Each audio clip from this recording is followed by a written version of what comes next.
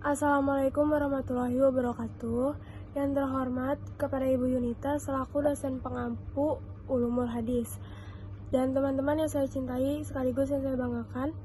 Perkenalkan, nama saya Umi Hamidah Alvita dengan NIM 210205647. Saya dari kelas IHB1.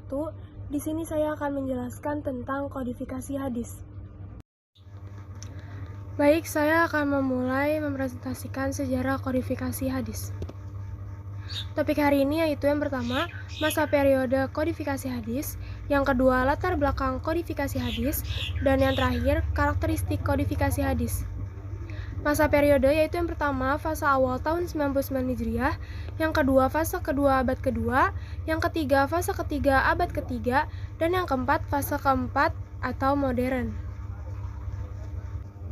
Baik, fase awal, pengertian kodifikasi hadis sendiri adalah menghimpun catatan-catatan hadis Nabi dalam mushaf. Kodifikasi hadis yang pertama kali memerintah yaitu Umar bin Abdul Aziz, Muhammad bin Muslim, Ibnu Syihab Az-Zuhri, salah seorang ulama ahli Hijaz dan Syam. Setelah itu, banyak para ulama yang menuliskan hadis-hadis Rasulullah dan mengumpulkannya dalam kitab mereka. Fase kedua, pada periode ini, hadis-hadis Rasulullah mulai ditulis dan dikumpulkan secara resmi. Pengkodifikasian hadis pada abad kedua Hijriah masih campur aduk antara hadis Nabi, perkataan, dan fatwa tabi'in. Hal ini karena terdorong oleh kemauan keras untuk mengkodifikasikan hadis, mereka tidak menghiraukan atau belum sempat menyeleksi apakah yang mereka himpun itu hadis-hadis Nabi semata ataukah termasuk juga di dalamnya perkataan sahabat dan tabi'in. Hal tersebut dirasakan begitu mendesak karena pada masa itu wilayah kekuasaan Islam telah meluas sampai ke daerah luar Jazirah Arab.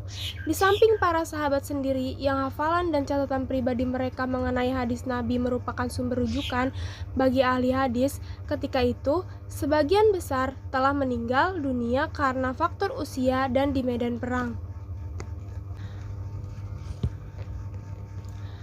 Periode ketiga, masa ini dikenal dengan sebutan masa penyaringan pensyarahan hadis, terutama pada masa pemerintahan dinasti Abbasiyah, mulai dari Khalifah Al-Ma'mum sampai Muqtadir 201 sampai 300 Hijriah. Pensyarahan dan penyaringan hadis dilakukan karena masa sebelumnya belum berhasil melakukan pemisahan beberapa hadis dhaif dengan hadis sahih, bahkan terkesan hadis maudhu bercampur dengan hadis sahih. Periode keempat, hadis pada abad keempat Hijriah, masa pemeliharaan, penertiban, penambahan, dan penghimpunannya. Periode ini dimulai pada masa Khalifah Al-Muqtadir sampai Khalifah Al-Mutashim. Kegiatan para ulama hadis dalam rangka memelihara dan mengembangkan hadis tetap dalam berlangsung sebagaimana pada periode-periode sebelumnya. Fase modern. Setelah umat Islam ditaklukkan oleh bangsa Barat, penyampaian ajaran Nabi tidak dapat dilakukan secara terang-terangan. Akibatnya, kegiatan penelitian terhadap para perawi hadis terhenti. Sekalipun demikian, masih ada ditemukan ulama yang berani berkunjung ke berbagai daerah untuk mendiktekan hadis dengan cara duduk di dalam masjid setiap hari Jumat, lalu menguraikan hadis tentang nilai dan kandungan sanadnya kepada para jamaah, dan jamaah mencatatnya seperti yang dilakukan oleh Zainuddin Al-Iraqi, Ibnu Hajar Asy-Syakwi, murid Ibnu Hajar. Dalam mengkodifikasikan hadis, ada beberapa faktor yang mendorong Khalifah Umar bin Abdul Aziz mengambil inisiatif untuk memerintahkan para gubernur dan pembantunya untuk Dalam pengkodifikasian hadis, ada beberapa faktor yang mendorong Khalifah Umar bin Abdul Aziz mengambil inisiatif untuk memerintahkan para gubernur dan pembantunya untuk mengumpulkan dan menuliskan hadis. Di antaranya adalah yang pertama, tidak adanya lagi penghalang untuk menuliskan dan membukukan hadis, yaitu kekhawatiran bercampurnya hadis dengan Al-Quran, karena Al-Quran ketika itu telah dibukukan dan disebarluaskan. Yang kedua, munculnya kekhawatiran akan hilang dan lenyapnya hadis karena banyak para sahabat yang meninggal dunia akibat lanjut usia dan peperangan. Yang ketiga, semakin maraknya kegiatan pemalsuan hadis yang melatar belakangi oleh pepercahan politik dan perbedaan mazhab di kalangan umat Islam, sehingga upaya untuk menyelamatkan hadis dengan cara pembukuannya setelah melalui seleksi yang ketat harus segera dilakukan. Yang keempat, karena telah semakin luasnya daerah kekuasaan Islam, disertai dengan semakin banyak dan kompleksnya permasalahan yang dihadapi oleh umat Islam, maka hal tersebut menuntut mereka untuk mendapatkan petunjuk dari hadis Rasulullah, selain petunjuk Al-Quran itu sendiri. Karakteristik pada fase awal. Periode pertama adalah masa wahyu dan serta hukum-hukum dasar. Pada masa ini, Nabi Muhammad hidup di tengah masyarakat. Nabi Muhammad memerintahkan sahabatnya menuliskan setiap wahyu yang turun. Secara bersamaan, ia melarang menulis hadis. Tujuannya adalah agar semua potensi diarahkan pada Al-Quran. Kala itu, hadis diterima pada para sahabat, ada yang secara langsung, yaitu melalui majelis pengajian. Periode kedua. Kitab di periode kedua ini menghimpun hadis Nabi SAW serta fatwa sahabat dan tabi'in. Yang kedua, himpunan pada masa ini masih tercampur antara topik yang ada, bidang tafsir, syirah, hukum, dan sebagainya, dan belum dihimpun topik tertentu. Yang ketiga, belum dijumpai pemisahan antara hadis-hadis yang berkualitas sahih, hasan, dan doif. Contoh ulama yang pertama ada Malik, yang kedua Al-Laits, yang ketiga Abu Hanifah, yang keempat Asy-Syafi'i. Produknya yang pertama Kitab Al-Muwatta Imam Malik, yang kedua Musnad Al-Syafi'i Imam Al-Syafi'i berupa kumpulan hadis yang terdapat dalam Kitab Al-Um. Yang ketiga Mukhalaful Hadis Imam Al-Syafi'i mengandung pembahasan cara-cara menerima hadis sebagai hujah dan cara-cara mengkompromikan hadis yang kelihatannya kontradiktif satu sama lain. Yang keempat, Al-Syirat Al-Nabawiyah Ibn Ishaq berisi perjalanan hidup Rasulullah dan peperangan pada masa Rasulullah. Karakteristik periode ketiga. Pada periode ini, hadis-hadis dipelihara dan dijaga.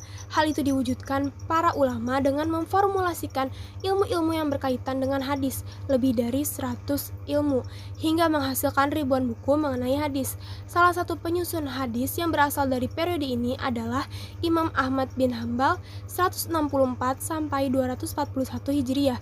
Ia menyusun kitab Musnad Ahmad yang berisi 30.000 hadis dalam 24 juz. Contoh ulama yang pertama ada Al-Humaidi, Ali Al-Maidi, Abed bin Humaid. Produk yang pertama ada Al-Musnad susunan Musa bin Abdillah Al-Bashi. Yang kedua Al-Musnad susunan Musadah bin Mursahad. Namun pada abad ini dengan usaha besar para ulama, maka tersusunlah kitab hadis dalam 3 macam, yaitu yang pertama kitab-kitab sahih, kitab yang penyusunannya tidak memasukkan ke dalamnya selain hadis-hadis yang sahih saja. Yang kedua, ada kitab-kitab sunan, yaitu kitab yang penulisannya tidak dimasukkan ke dalam hadis yang mungkar dan yang seperti itu.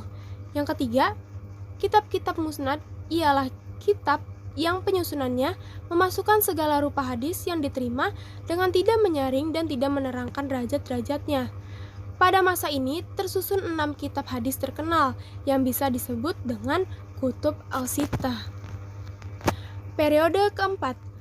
Karya-karya yang dihasilkan dalam periode ini antara lain penjelasan, catatan kaki, dan penerjemahan buku-buku hadis ke dalam berbagai bahasa.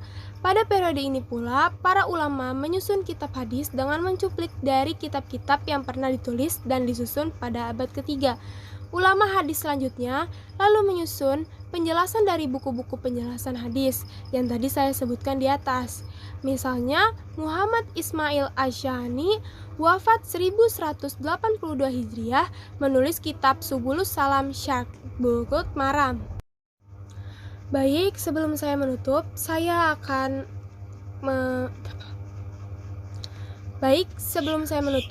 memberikan kesimpulan.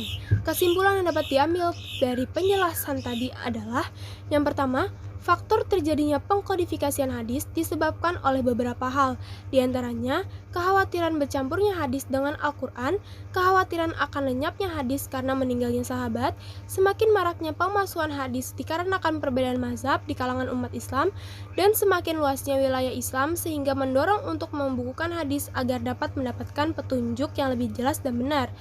Yang kedua, awal abad kedua Hijriah merupakan awal pengkodifikasian hadis yang diprakasai oleh Khalifah Umar bin Abdul Aziz yang disertai dengan pengumpulan hadis dari ulama-ulama besar di bidang hadis. Sementara itu, pada abad ketiga Hijriah adalah masa seleksi hadis serta penyempurnaan dengan mengatasi upaya-upaya pemalsuan hadis. Yang ketiga, pada abad keempat sampai ketujuh Hijriah merupakan masa pemeliharaan, penertiban, serta penghimpunan hadis. Namun, hadis yang dihimpun tidaklah sebanyak periode sebelumnya, dikarenakan melemahnya kekuatan politik Islam pada masa ini. Sementara pada abad ke-7 Hijriah sampai sekarang merupakan masa pensyarahan, pentakhzian, dan pembahasan hadis, serta penurunan penghimpunan hadis karena dunia Islam sudah bersentuhan dengan dunia Barat. Ulama yang membukukan hadis pertama adalah Abu Bakar Muhammad bin Muslim bin Ubaidillah bin Syihab al-Zuhri, seorang tabi'in yang ahli dalam urusan fikih dan hadis atas perintah Umar. Tetapi kitabnya tidak bisa kita sampai di tangan kita sampai sekarang karena tidak terpelihara dengan semestinya. Terima kasih atas perhatiannya. Mohon maaf bila ada kesalahan. Wabillahi taufiq wal hidayah. Wassalamualaikum warahmatullahi wabarakatuh.